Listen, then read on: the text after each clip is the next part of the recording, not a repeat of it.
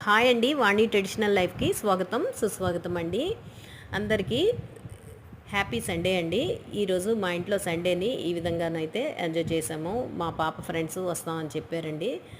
అందుచేత నేనేంటంటే కాస్త ఇంట్లో ఉండే మెటీరియల్‌తో నేను కొంచెము వెజ్ ఫ్రైడ్ రైస్‌ని ప్రిపేర్ చేసుకున్నానండి.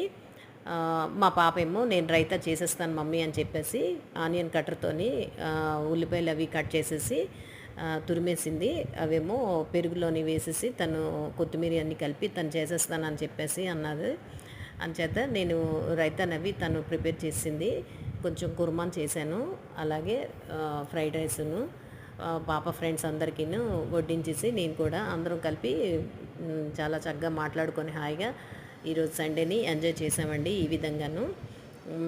ఏమీ లేదండి. ఇవన్నీ ఒక చిన్న చిన్న ఆనందాలు. వాళ్ళు పాపం ఫోన్ చేసి నేను వస్తాను ఆంటీ గారు అంటే, రండమ్మా తప్పకుండాను. కాస్త వాళ్ళకి ఎంతసేపు స్ట్రెస్సే కాకుండా అందరం కూర్చొని కాసేపు మాట్లాడుకోవడం వాళ్ళకి మైండ్ రిలీఫ్‌గా ఉంటుంది. అలాగనే స్టడీస్ గురించే కాకుండా చక్కగా ఫ్యామిలీ మ్యాటర్స్ అన్నీ కూర్చొని మాట్లాడుకుంటూ అందరం భోంచేసాం.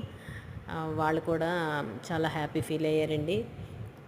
నేను ఆ విషయంలోనైతే ఫ్రీగా మూవ్ అవుతాను. మా పాప ఫ్రెండ్స్, బాబు ఫ్రెండ్స్ అందరూ కూడా నాతోని ఫోన్ చేసి మాట్లాడతారు. ఆంటీ గారు ఎలా ఉన్నారు ఏంటనేది. అదే మనం సంపాదించుకోవాలండి.